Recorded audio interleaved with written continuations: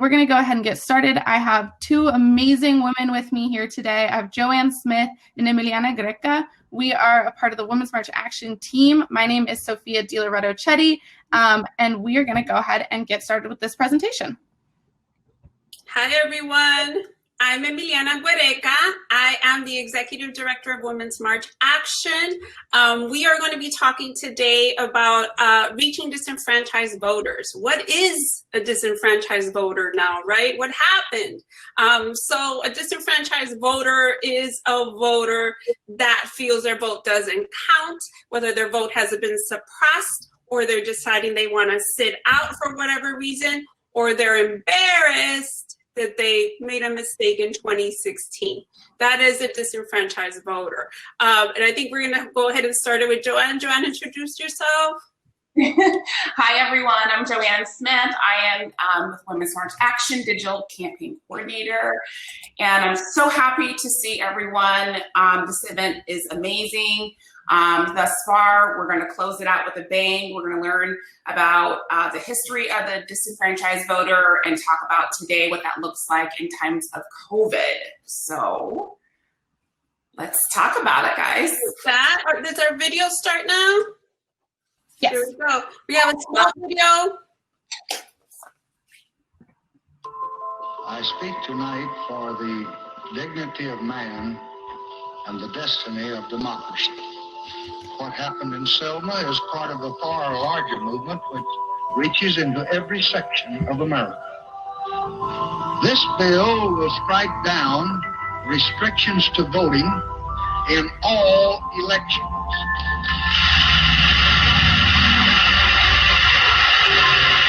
Today we celebrate our noble tradition by signing our newest civil rights law, the National Voter Registration Act of 1993.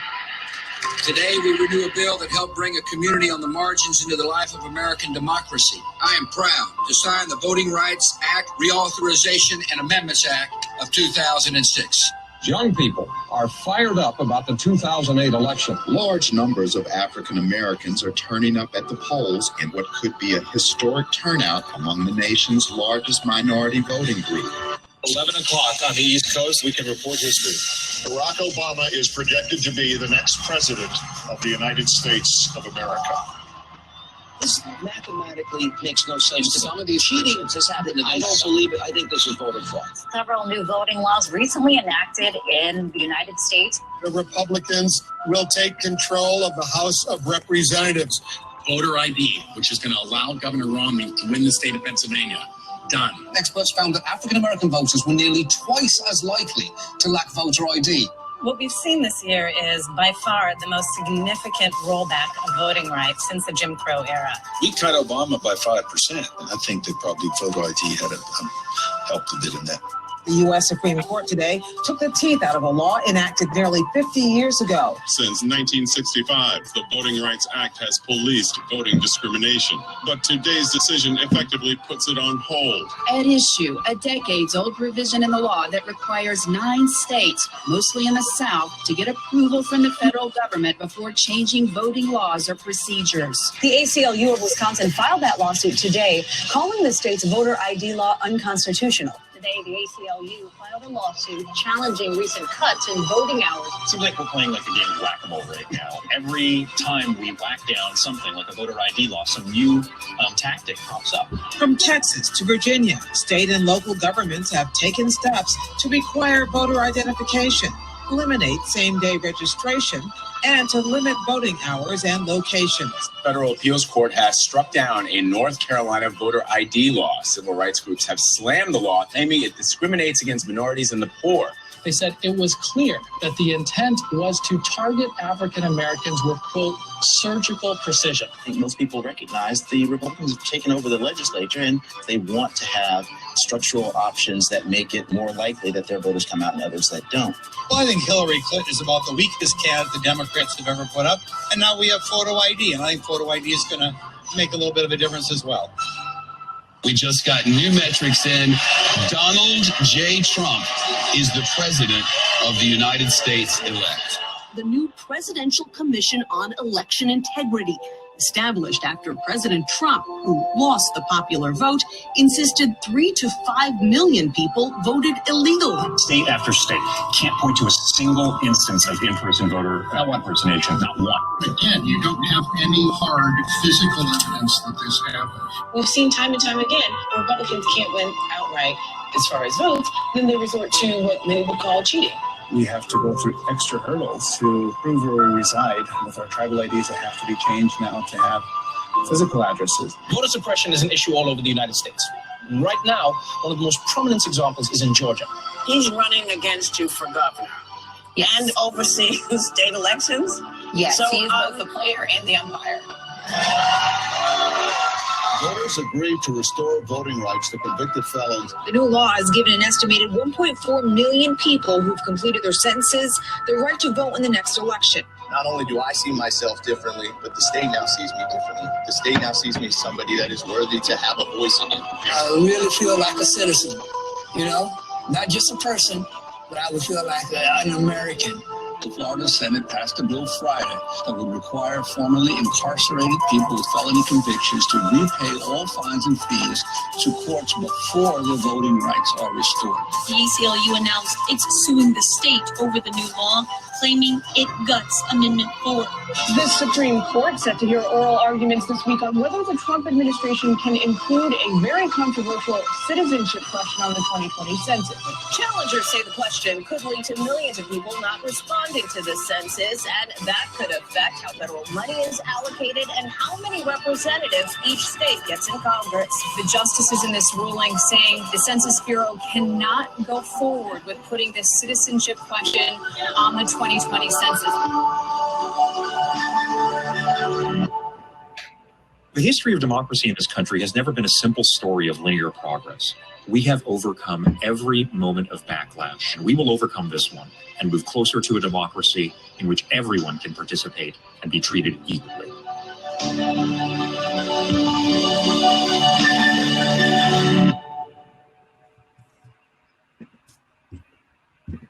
Woo! Woo! I'm going to ask everyone to take one deep breath, to close your eyes and take a really deep breath. I'm going to ask for one more. That's how you're going to feel November 3rd of 2020 when we take back the Senate, when we take back the White House. We're going to need everyone here to help us do this. We're going to talk about voter suppression 101. What does it look like, Joanne? Go ahead. So let's talk about it. What does it look like? What is voter suppression? It's any act or behavior intended to deter anyone from voting. So its origins come from the Jim Crow South. We're talking, late 1800s to 1960s. They imposed literacy tests. So not only with the literacy tests were there reading and writing, but I'm not sure if anyone has ever heard of the jelly bean test. They actually had black voters, guess how many jelly beans were in a jar. I don't know about you, but I would never know that. Most people wouldn't. So silly games like that they used to play for voter suppression. Poll taxes. What is a poll tax? Basically, that is just a fee to vote. Knowing that Black Americans did not have the same type of funds to vote, to pay for those votes. And normally those fees were before voting. Also, they had people to deter people from voting at the polling place, right? So thugs, right? People to make you feel less than. Today, we still see this, that we have certain parties that will gang up on certain types of voters and bully them into either leaving or getting nervous or giving up and going home. So those are just some examples there. Today, in modern terms, Again, we have a lot of bait and switching going on when it comes to voting. The voter may go to their polling place, let's say on Main Street, 123 Main Street. They show up and then it says closed, but then it doesn't tell you where you should be going. It just says closed. So if you've gotten a ride there, or maybe you're disabled and it was a lot to get there in the first place, again, you're being deterred from voting and you probably will go home. College students, they are really closing a lot of different polling places at these schools. Of course, in COVID times, it's a little bit different, but again, bait and switch. Saying one day that the polling place is going to be on this particular area, and then it changes to 50 miles away. So most people, once you get to a destination, you get there, you're ready to go. You're not going to drive 50 miles, or if you're taking a bus to get there in the first place, you're not going to take another bus 50 miles away. So those are just some of the tactics. Again, in the video, they said with finite precision. So it's very deliberate, very finite, very precise in their ways of getting the voter not to participate. So what is being done to stop it? We talked about the ACLU. Thank God for the ACLU. I mean, they are constantly suing every state. And it feels like the last 20 years, one of the states I can think of that comes to my mind is Florida. Florida has always historically had some issues with voting. So the ACLU and other organizations are suing these states because of their disenfranchised, because of their voting, because of missing ballots. It's a lot that they are doing. The list goes on and on. So, one of the things that we can talk about is the 1965 Voting Rights Act. We're going to get more into that. But if we can go to the next slide, Emiliana, we'll talk more about the states.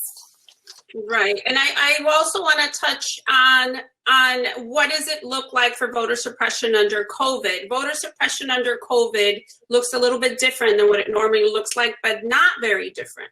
So we are talking about misinformation on the vote by mail, misinformation on voter ID laws, polling places closing, which is what Joanne spoke about, delayed or missing ballots. Right now, most people don't know when they should be receiving their ballots, when they should be sending them back, or should they risk their life to go vote at a polling place. So that's what voter suppression looks like right now.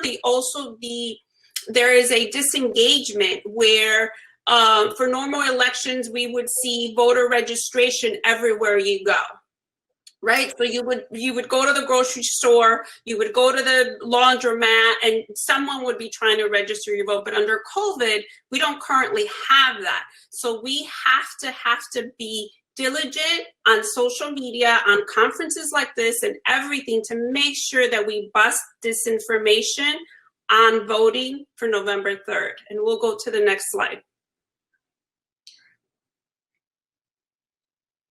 So these are the most difficult states to vote in. And typically voter suppression happens across the country, but certain states have such different laws that don't allow people of color to vote. For example, in Missouri, the governor for November passed a law that said that you needed to have your ballot notarized. Your ballot must be notarized for November, which means that you were completely a disenfranchised voter. If you are living in a poor county, if you're living in Ferguson, you're probably not going to even find someone to notarize your vote. So guess what? You're not going to vote, right? So that again, ACLU went in to sue. Mississippi, Tennessee have voter ID requests, and the changing of the goalposts, the changing of early voting happens at every election. So just we're watching these states with us, Women's March Action. We are working on a few states. We're definitely working in South Carolina, North Carolina, Missouri, Texas, Mississippi. Michigan is another state that you wouldn't think. What do all of these states have in common? Plenty of Latino and Black voters live there. And then when you put the numbers down, Black and Latino voters have the numbers to win this election. Therefore, the voter suppression machine starts to ramp up, and it has already ramped up. We'll go to the next slide.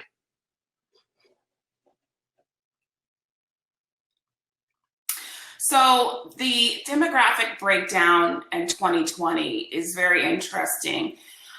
When it comes to urban versus suburban versus rural voters, and we're talking about the different areas of the country. So on your far left side there, okay, so it may be a little hard to see the lines, but the first line, the top line, is the urban vote. The middle line is the suburban vote, and then the lower line is the rural vote, okay? So if we just take in the Northeast, this time period is a 25-year time period from 94 to 19. So just looking at the urban vote in the Northeast, that increase from 94 to 19 with the urban vote went up 11%. It was at 61% to 72%. The suburban was 46 to 52%, up 6%. And the rural vote in the Northeast was from 35 to 49. So we're talking about a 14% increase. So from that particular time of the 25-year span, the rural vote actually had the most impact in the Northeast in the last 25 years. So that's very interesting.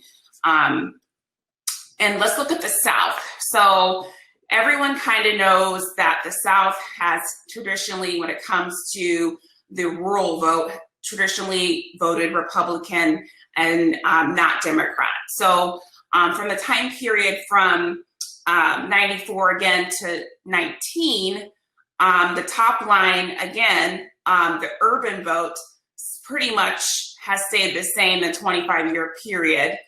The suburban vote actually had a decrease in the South from 48 to 44, so down 4%.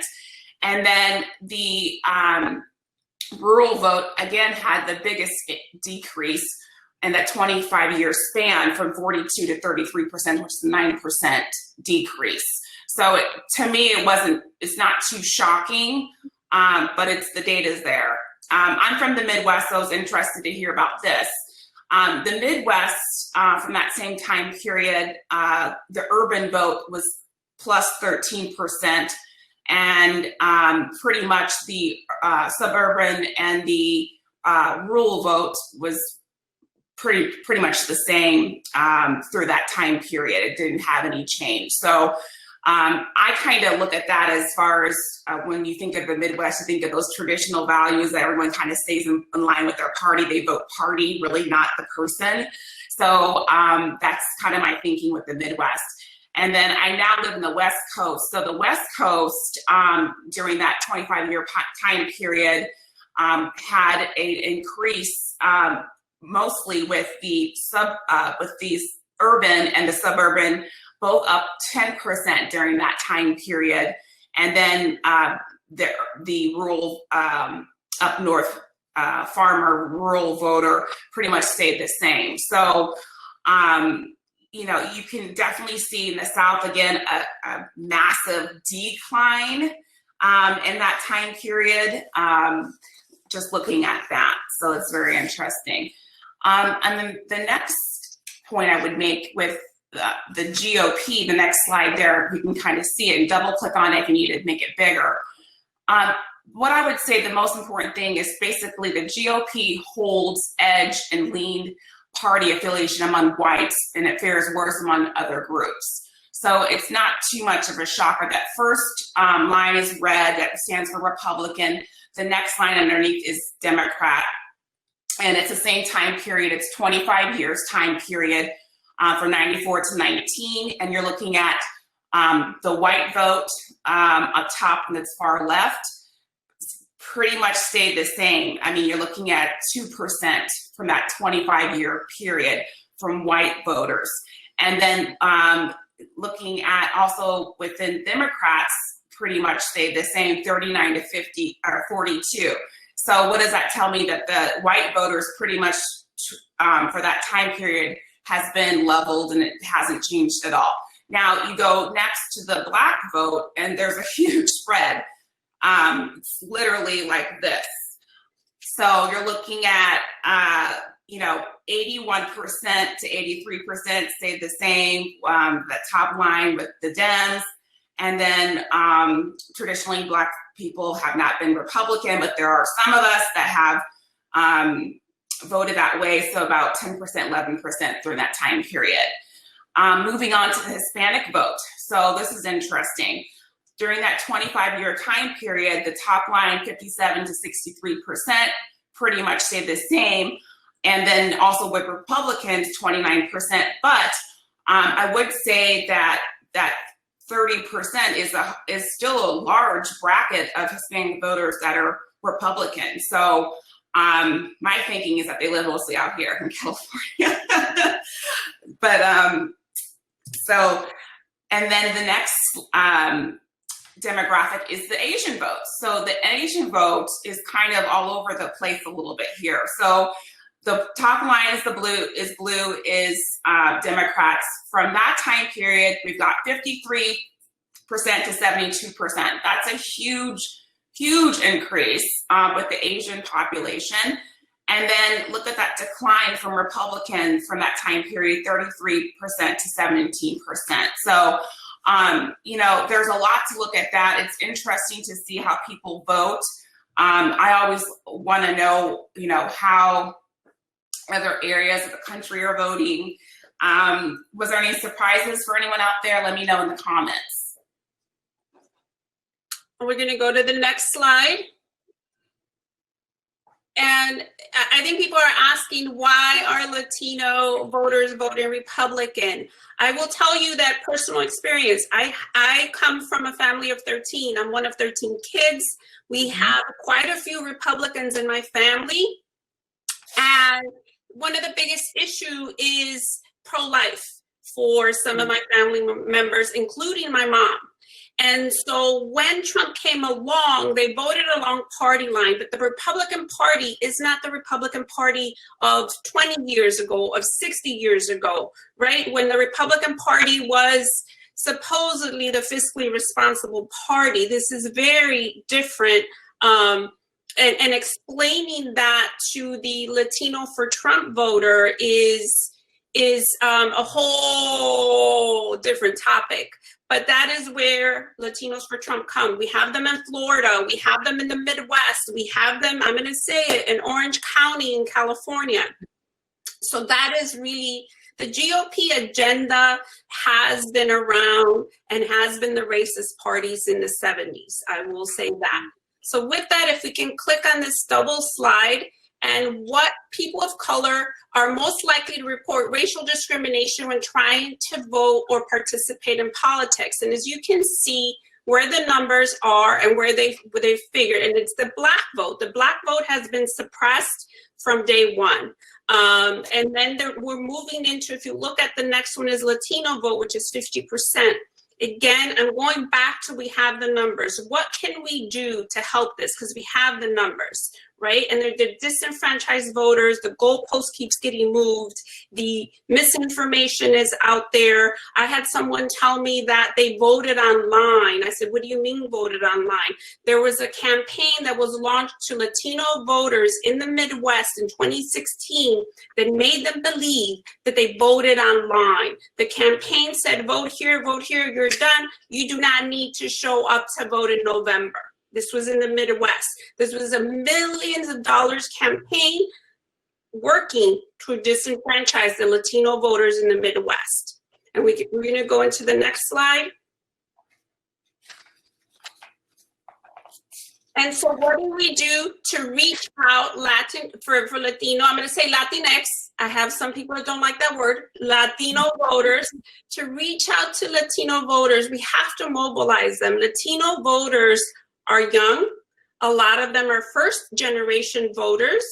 And they are, as we have phone banked, texted them, and reach them out through social media, they're not enthusiastic about the 2020 election. They really feel like a choice has been made, which, as we all know, it hasn't been made. We thought Hillary's choice was made, right? We thought Hillary clearly was the most competent, but did not have it. So talking to the Latino voter is you may talk to their parents. You may talk to their family nucleus. It is very important to talk to Latino voters about their community. Not shaming them. It used to work in the 80s. Shaming a Latino voter, I'm going to tell your mom you did not vote, would work in the 80s. But today in the 2020, the model is different. Latino voters are left behind. And right now, their biggest issue right now is healthcare, better paying jobs and increased wages. Under COVID, Latino and Black communities have been hit hard by what the economy is going through under COVID.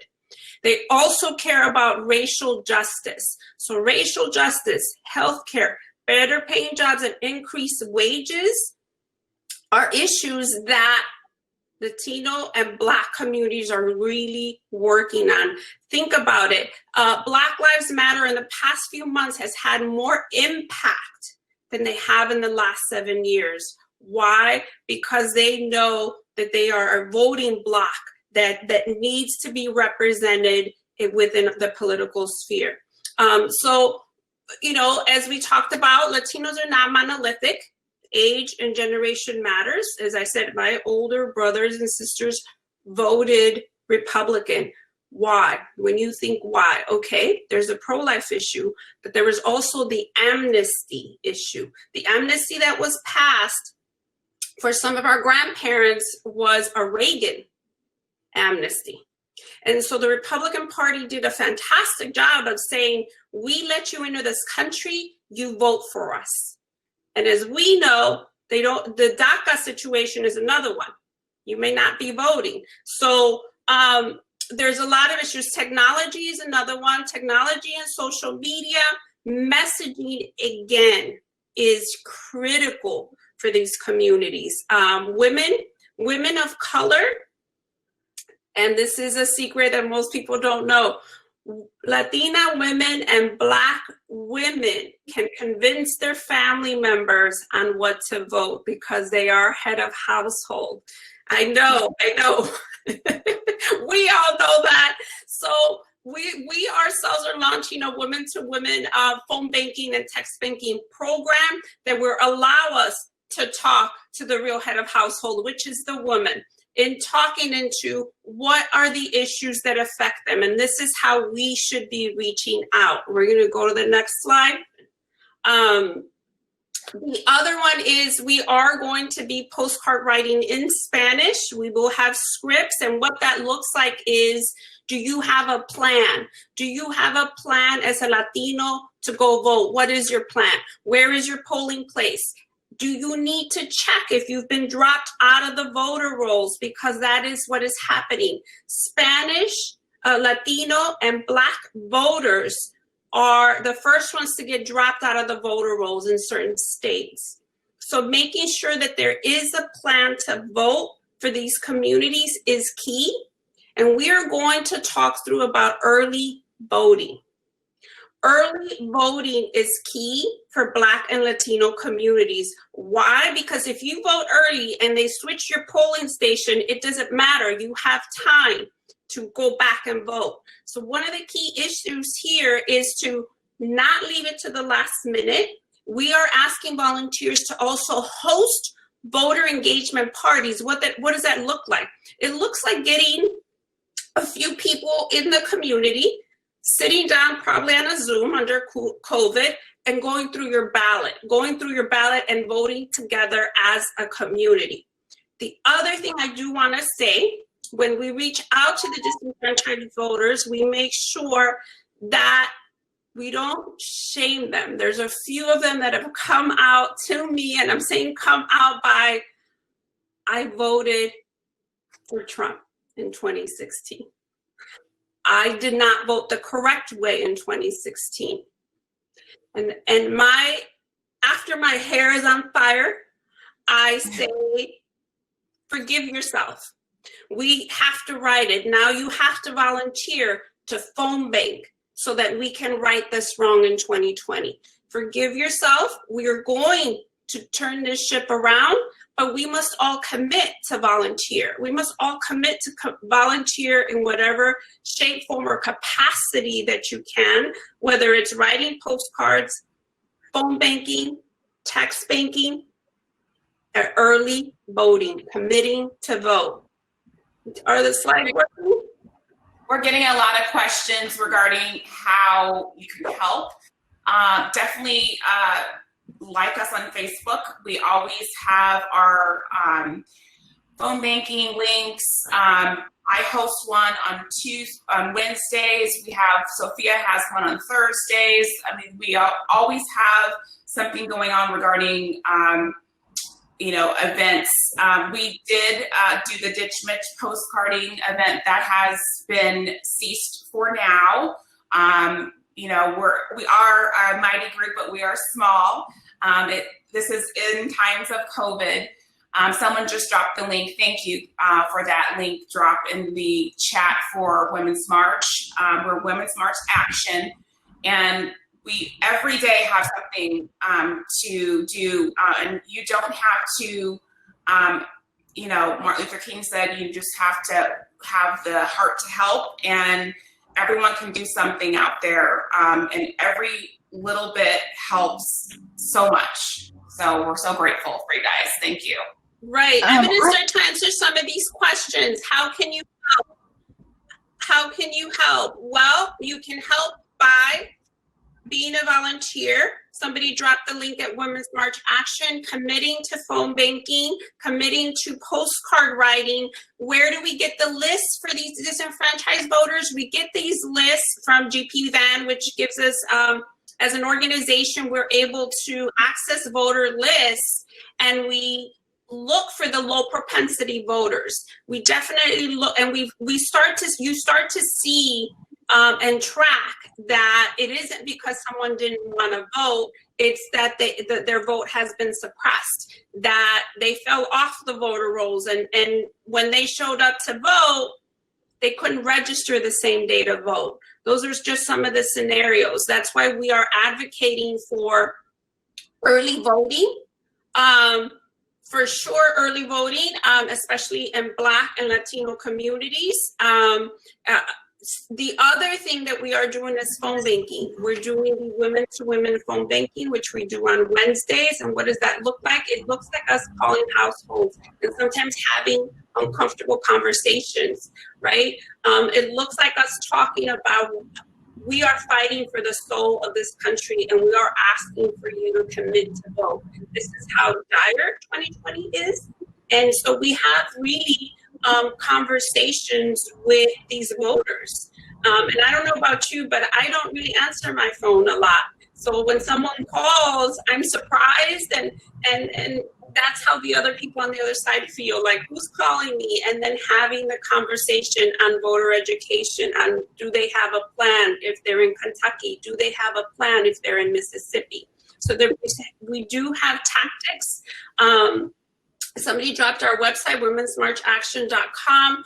We're the organization that started with marching and turning this into really a political organization to make sure that social justice and all of these issues get resolved. And it's only going to help if all of us participate in the process. And the process is to engage these voters that are apathetic, that think their vote doesn't count, that don't care if they got dropped off the voter polls. We have to do our job in reaching out because it will affect all of us, as we all have seen. If you think about it, we all knew Donald Trump would get us killed. We just didn't know how. And so now that we know, we've got to make sure we mobilize all of these voters. I'm going to pass it on to you, Joanne. Just saying that, when we know better, we do better. Great point, Emmy. And we have these tools. Hopefully today you guys got something from your training sessions to take with you, whether it's, writing postcards or joining a virtual phone bank, or calling up your local, candidate for office, telling your local government, something you believe in or want to be stopped. So all of that helps. And I just want to share a story that, disenfranchised voters can happen to anybody. It's happened to me. I was in St. Louis as an election manager during Obama's campaign. And then we had a local election just, 3 months later, and I was turned away at the polls. So saying that they didn't have my information, which was untrue. So I know how that feels. It is an embarrassment. Andy brought up the word embarrassment. It's so embarrassing. You're looking around when people are looking around at you. And so I know how that feels. I ended up voting, but I fought my way, through it. And a lot of people will not. They're embarrassed. They go home. I felt very, attacked personally, and, how dare you, I'm serving my country, just a couple of months ago. So it can happen to anyone. But, again, I just, I can't help but think about these jelly beans, and how those tactics still are being played today with the games of voting. I think if we just have the information, we can do better. Know your rights. The ACLU is great about that. So definitely support that cause. And I'm going to answer. Someone says, I don't know if we should waste our time with the Bernie diehard with blinders. Maybe we should just work out to get the votes we know. That's the same with the Republican vote. We need to mobilize the voters that will come out to vote. We don't have time. We're under 100 days to the election. And if at 3.5 years you do not know what Trump stands for, I got to let you be. I have to find the voters that will mobilize to vote for Biden, because that is the candidate. And with the female VP, I'm going to say I dropped the name Kamala and somebody said Karen Badass. So I'm just going to say it, that you have to find that passion to get these voters out. Do not waste your time fighting a disenfranchised voter that is a Republican voter. Fighting with a Bernie voter that is deciding to sit out is not a good use of your time. They're no longer disenfranchised voters. They are silly non-voters because they're not even voting. So please make sure that you think about that. Spend your time on mobilizing and engaging voters on issues, especially people of color. They are fighting for racial justice. They are fighting for pay. Women, we're fighting for equal pay in that female VP. Spend the time on that, on giving them the information on having a plan to vote, the early voting plan, and volunteering. I'm also always a proponent of, if you are in a group already organizing, maybe you're part of an Indivisible, Swing Left, or a Women's March huddle, and everyone in your group looks like you, we got a problem, okay? Because we need you to be the example of bringing in everyone into the fold to participate. A Latino voter is more likely to speak to a Latino about the issues and how to vote.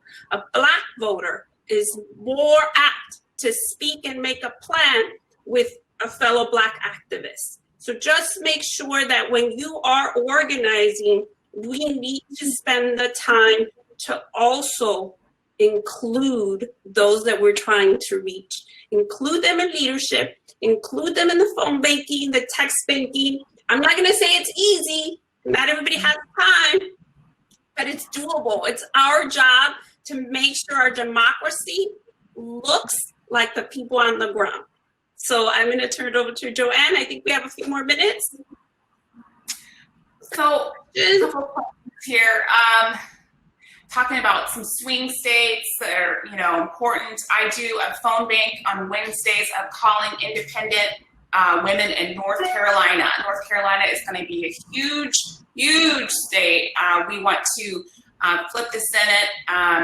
It's going to be such a huge state to talk about. So join me on Wednesdays if you are very much interested in flipping the Senate, which is just as important as our general election that's going on. So another question, right, we can't vote third party, no voting third party. So we're asking for a vote for Joe Biden, period.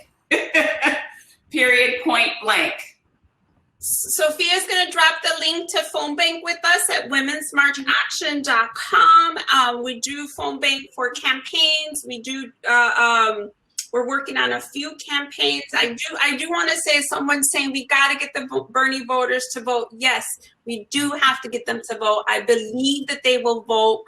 My main thing is not arguing with them. We do not have time to argue.